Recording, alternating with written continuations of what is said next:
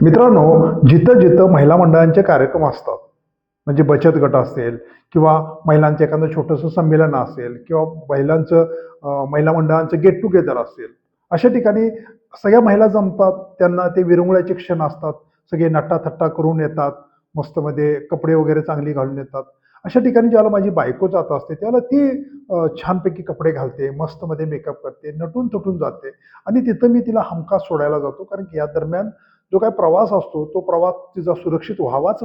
त्याच्याबरोबर तिने मेकअप केला तो विस्कटणे, तिचे कपडे व्यवस्थित राहावे याची मी काळजी घेत राहतो. काय झालं? असं का बघताय? आणि याला काय अर्थ आहे? म्हणजे माझ्या या चांगल्या कामाला बायको संशयानं बघते, तुम्ही पण बघतावे राव. राव काय अर्थ आहे त्याला?